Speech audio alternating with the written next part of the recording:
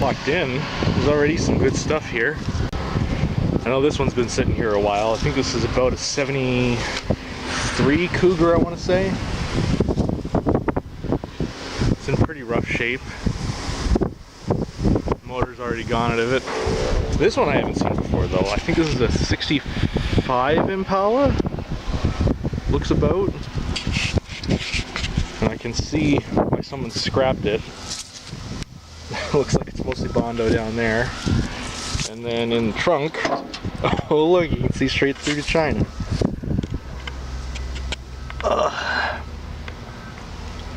Yeah, ooh, a valve cover from a Ford. Let me see, from a 351.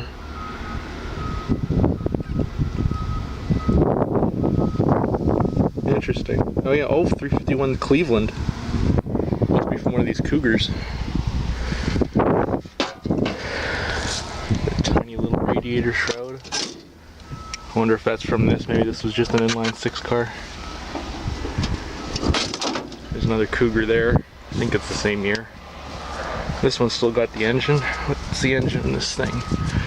Powered by Ford. Holy crap, 460. See that there?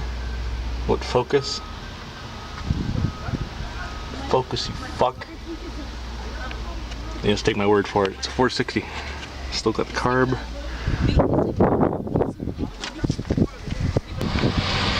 Another interesting piece here at the beginning of the yard. 70s, I'd say 77. That wind isn't too loud. Aspen wagon. It's a V8. That's pretty cool, or is it? 1, 2, 3, yeah, 4 spark plugs on either bank, so it's a V8. Can't tell, I don't know how you tell a Chrysler V8. I only know Fords because they write the displacement on the valve cover. Yeah, someone took the roof off of this. Looks like this was a pretty decent car before someone got their hands on it. Is that a stick shift? Oh no, that's just a part of something else. This wasn't a stick car, it was an auto. Probably, well, I wonder, would something this small have the 727, or would it have that other one, the 90 whatever? I think it was a 428, I think that's one of the smaller cars. This one, I think that's the little, I'm pretty sure that's those little hot rodder purple tail light thingies that you can get. The last place I expected to find those. Spare tire cover. Big steel piece here. That's nice. You don't see that much. That's heavy. But yeah, someone just came in here and you can tell it's not like, at first when I came by I thought like they tried to pick it up and the roof came off, but no, someone came in here with a grinder and took the roof off of it.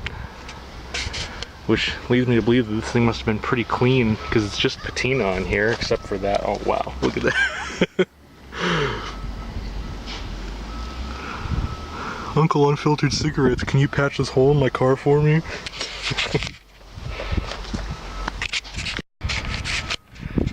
So here's one I just am having trouble making heads or tails out of.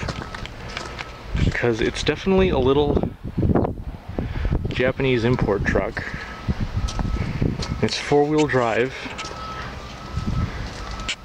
And a manual. Oh, what is that? Some kind of aftermarket tape deck in there. Looks like a high-end one. Interesting.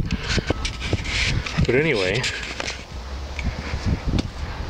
I thought, because when I rolled up on this thing, it had a Ford logo on it.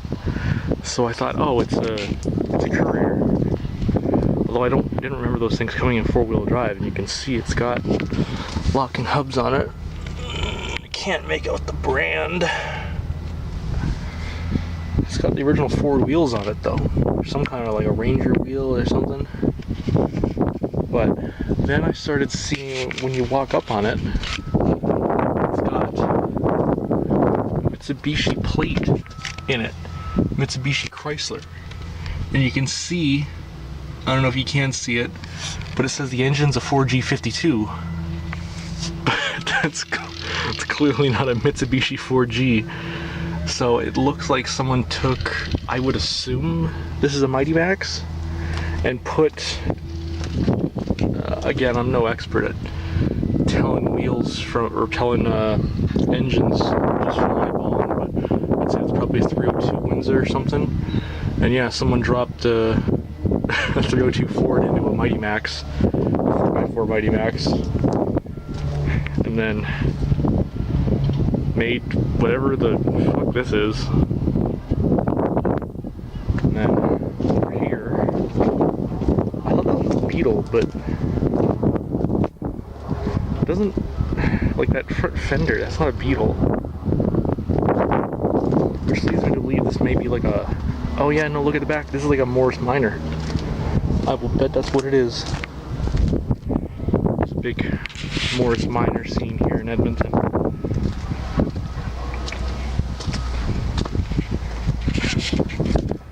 Bare bones. Yeah, not really any identifying marks or anything to tell it off of. That's just my best guess if it's a minor. And then banger.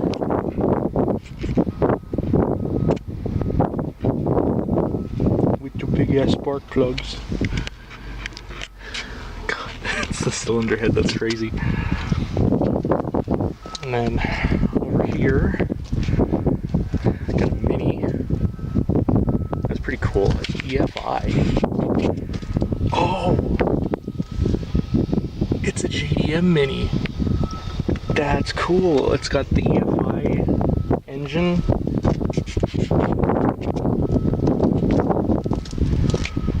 That's rad. Look at that. It's on this side though.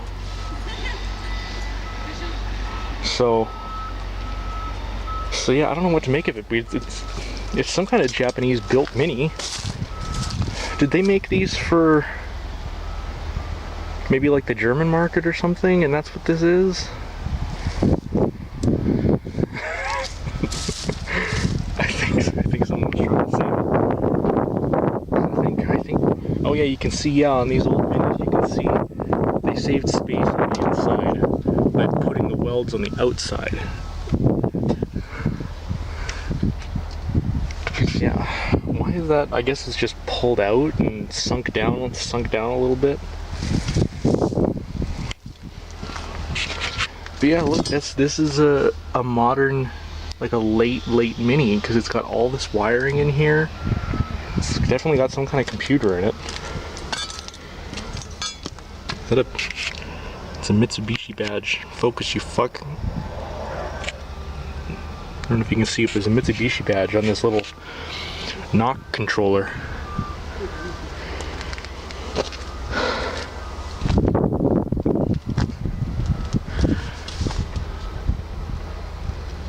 Yeah, the tag doesn't really have any proper markings on it.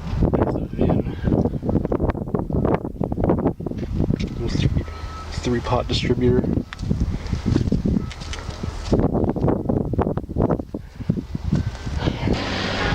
Here's a Bronco 2, really early one. When did these start? Like 86? This is probably like an 86, 87, 89-ish. And it's got the V6, the 2.9 liter EFI. It's fairly clean, except for the rust down there. I'd imagine this thing's probably here for engine trouble rather than body trouble, because it's not bad.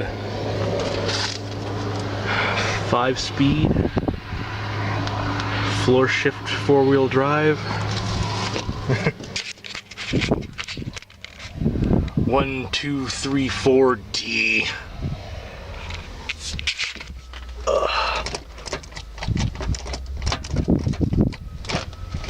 It feels pretty smooth. I am the monument to all your sins. Here's a Land Rover. 90s, I guess. I can't remember. Disco. Oh, cool. Look at that. It has the warning sticker to use only genuine Land Rover parts.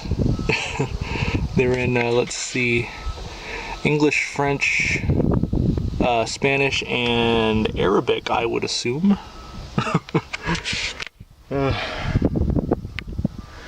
Then what's this? Oh, this is the one that has the Colonne, the Ford Colonne V6.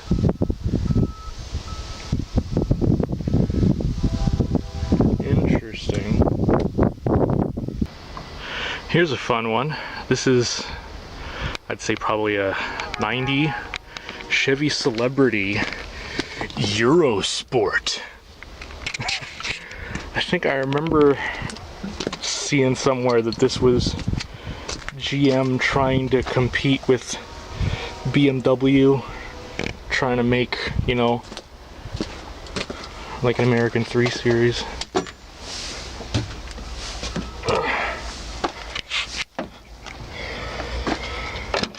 It's kind of like what the Cadillac Cimarron was, in a similar vein. And I mean, for a Celebrity, this is pretty nice. Like, man, this thing, someone took care of this. Like, look how clean that is. What a shame. And you saw how clean the engine was. Like, all power, everything. Well, I guess no, that's just one of the little wiggly mirrors, but those are alright. Power locks, power windows. And it's a coupe too.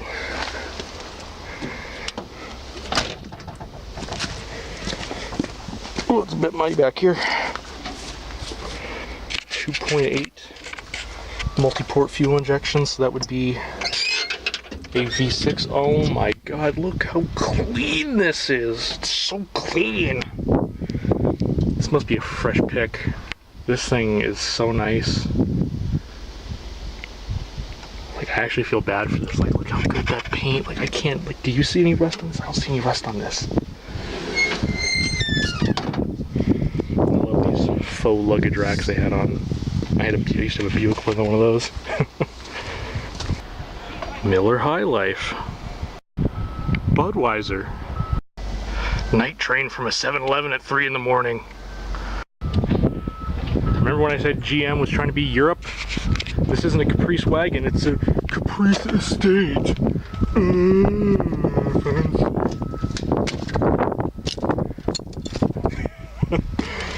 Oh, red velour. Oh, cool, it's got the third row backwards facing in the back there. Tacky steering wheel cover.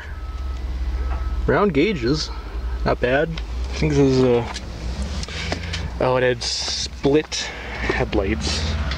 True dual headlights, so that would make this 86 or an 87.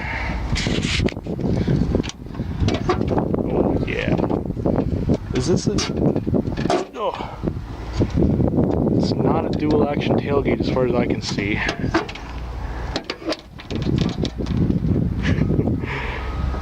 Locks and unlocks. Oh, it's frozen. And then, how does that pull it up? Oh yeah, you pull it up.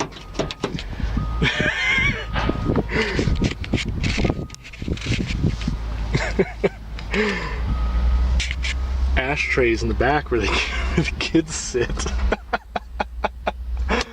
Oh man. Remember when I said GM was trying to be Europe? Never mind. Best looking car of the 90s, fight me. Sleeping in your car 101, do you want to be comfortable or inconspicuous? I'm not buying a house, that's how the banks suck you in for life. Oh, really? You don't say? Oh, those were such a rare option for these. I would have never guessed. Oh boy, this is a treat. 76 Ford Courier. Or a Mazda B series, or a Mazda rotary pickup without the rotary, whatever you want to call it. The pillar is just angle iron. Oh man. 2 gauges. Well, 4. Oh man, these are simple. So is that the hood release? Yep. Oh my god. I never knew that. never knew these had a forward hood. Now, what? Is there any way to see what engine Toyo Kogyo Co Ltd? Some Japanese markings on, I imagine that's the ignition pack. Whoa, holy crap. Oh, I see, it's got a, is that?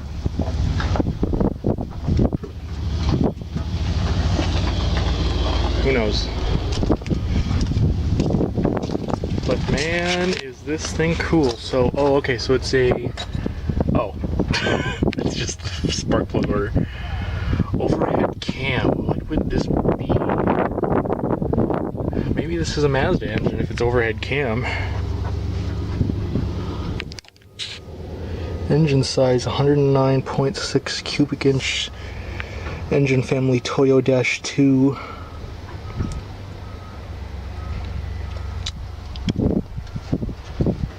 Very cool. I've heard of a Z71, but what's a Z66?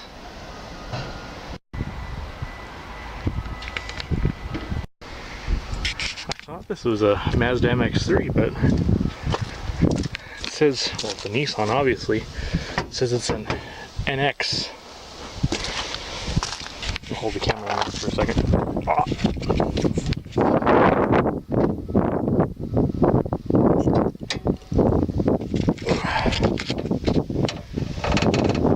So, imagine the back said NX 1600, so I imagine it would be a 1.6 liter 4-cylinder, old school electronic fuel injection. Radiator.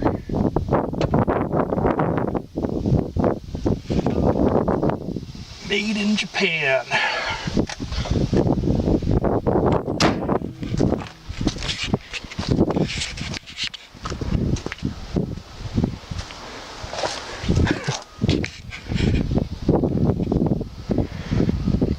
National Park Pass for 1993.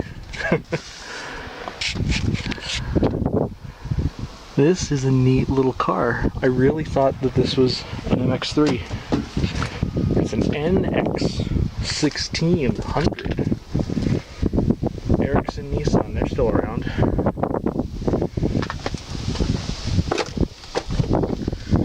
Yeah, not bad. I like it. Now here's a Mazda. An FC RX-7. 13B injection. So I think, is that the later rotary? Is that the one that ended up going in the FD? Is that the twin rotor? Not sure.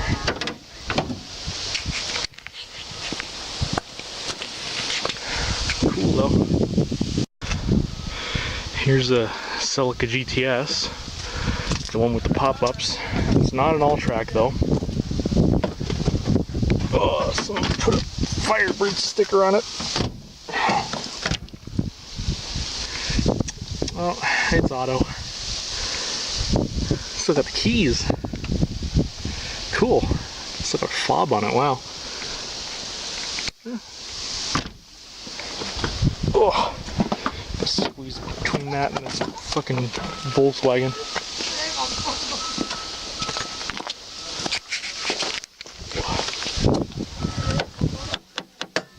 Of course.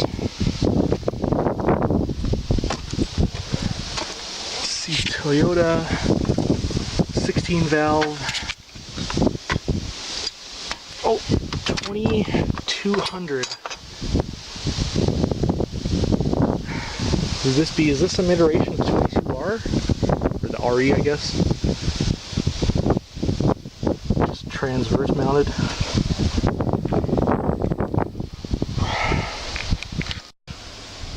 Sup, nerds? You ever seen a Skyline in a junkyard this side of the Pacific? Well, now you have. Looks like an R32.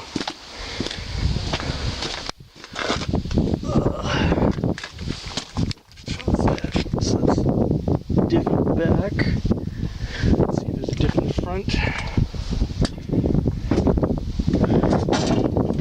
Oh, I can't tell. Oh.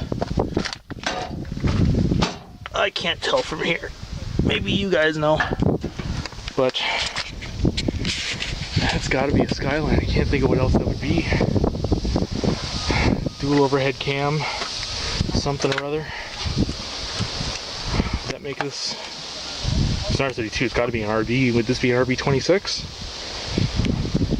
Don't think I see any turbo components.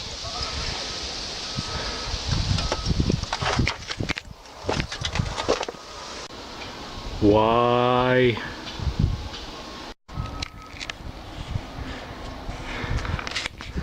I don't know why that stopped recording. But yeah, so we got a 59 Chrysler, probably a 70. Oh yeah, no, it's a 72, 73. I can tell by the bumper now. Then we got this. Looks like a 73, 4, 5-ish International Harvester Scout. This is nice. It's got the V8, which I believe would have been 304. You still got International Harvester tag on here. Service instructions. Focus, you fuck. This thing will never focus for me. But yeah.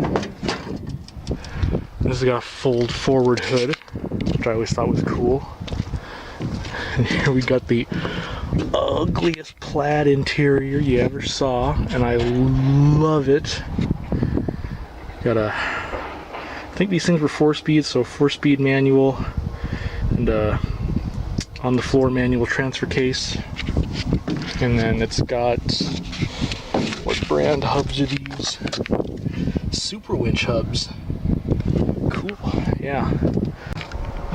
Just keeps getting better. Here we have a Plymouth Laser RS. Love those wheels. Well, sadly it's an auto, but the interior is pretty fucking clean. It's got a tape deck and everything.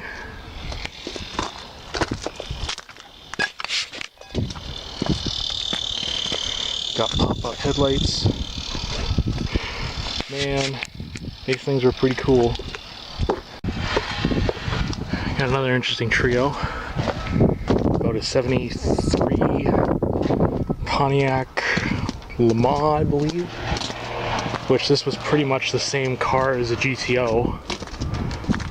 This one, though, is a sedan. Oh, it says right there in the 72 Le Mans. Wow, 102,000 miles. That's not bad. Oh. And over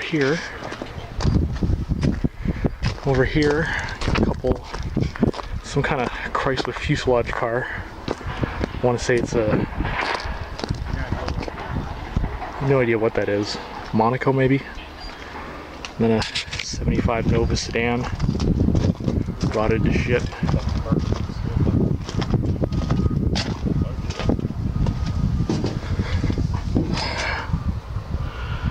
I remember about a year ago I bought one of these things for like 600 bucks. In great shape. Bet my left nut that's probably a 307.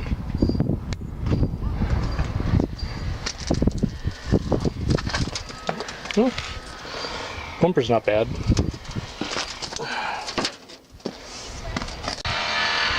Here's another International.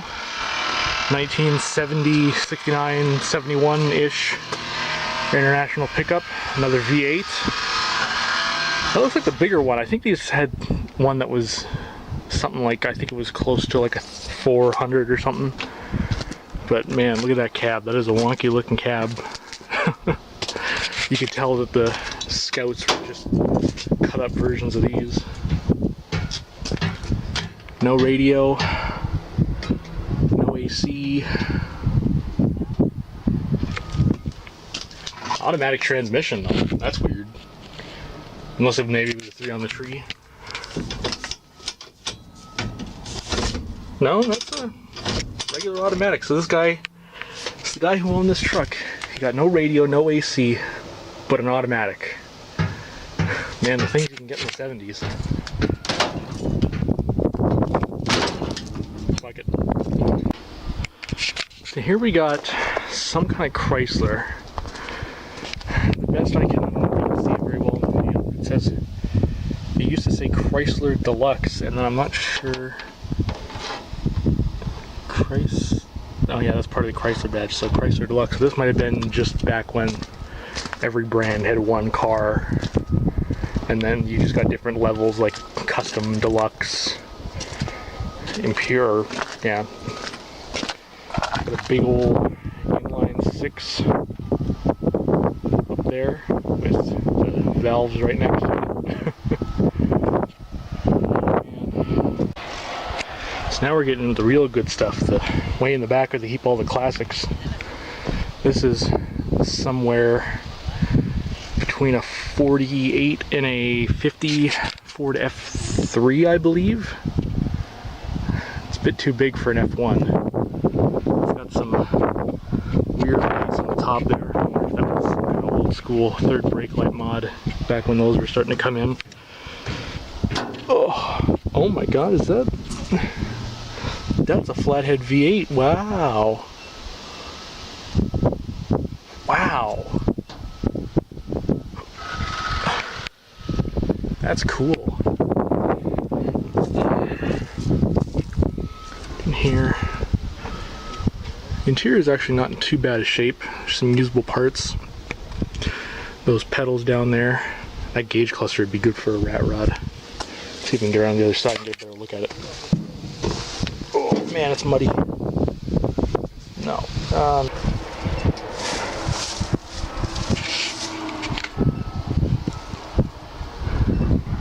Yeah. No, it's a decent shell. It's got all the original rims and stuff. Someone could save this thing. Could be saved.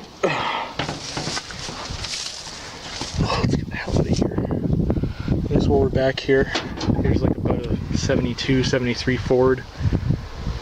Got a big old 4-speed shifter. It's a nice hubcap. Might steal that. Here's an oddball. A long bed step side. That is weird. I don't know what you would need that long of a bed but that narrow of a space. And then I was talking earlier about how older trucks had the gas tank behind the driver's seat. There it is right there. That is an old school gas tank right in the cab with you. Another rare sight, first gen Econoline pickup. You can see there, that engine ain't thrown in there. That's where the engine was. He sat right on it. And then huge cab. Huge cab in here. Can't walk 5 feet in this place without seeing something rare. Here's an old school Ford, I believe. Yeah, the way that hood shape would have been, that's definitely a Ford. They had the big fold-over hood.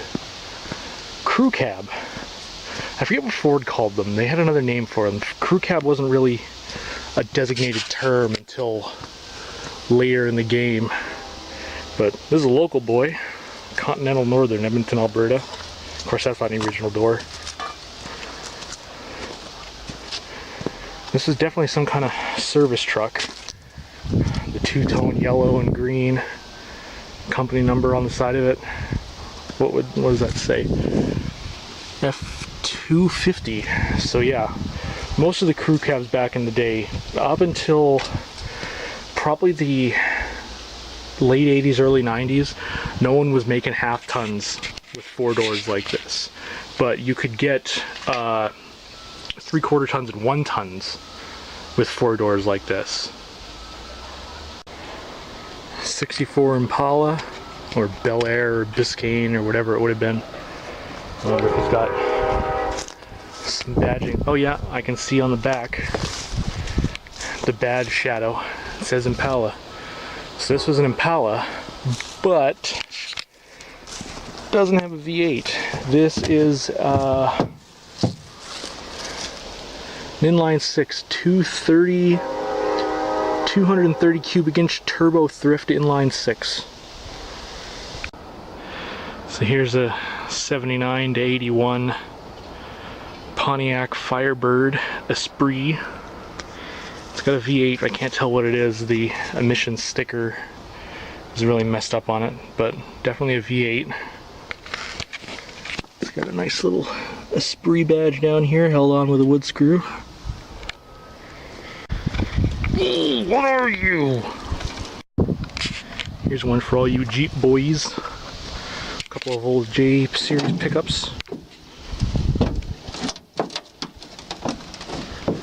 Oh, I don't know what that is. Oh, I want to say it's a Crosley. I don't know if those were around that late. Gross mattress thing. But yeah, an old Jeep pickup. Let's see, 8 lug, so that'd be a J20. So the 3/4 ton version. Oh, that's neat. It's got the glove box right in the center of the console. And climate controls are all over on the driver's side. And then passenger can go fuck himself. It's an automatic. Interesting. This one, another 8 lug, so it's another J20. What does this say? Manufactured by Jeep Corporation, April 1975. So that would make this AMC Jeep. So here's another little treat, a Chevelle. This is a 71 or a 72. I can't pin it down exactly because the only way to tell is the signal light bezels.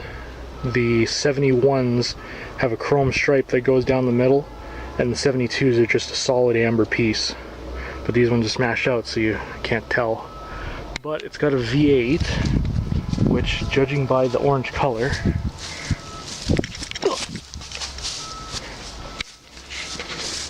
means it's probably a 350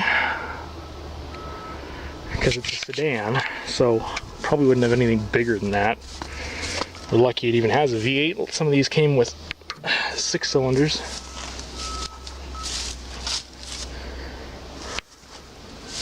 Let's see. Rear bumper's in decent shape. It'd almost be worth to take it off, but it involved me lying down in this crap.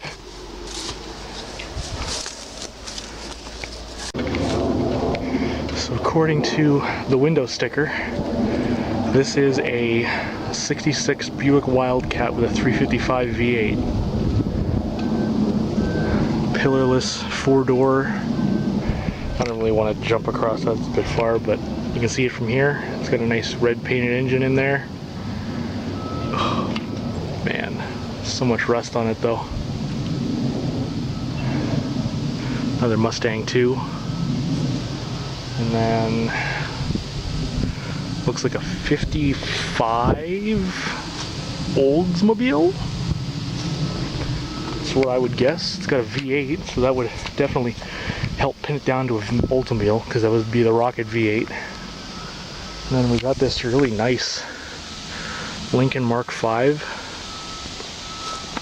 engine it's got. It's probably got a 400. Stick could be on the other side.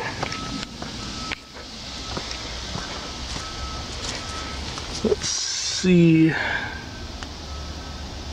Oh, it's a 351. It's 351. Oh, it's a 5.8M or a 6.6D. Well, how do I know? It's an engine family. So it's a Windsor series. Yeah, because the 350, the 5.8M was the Windsor.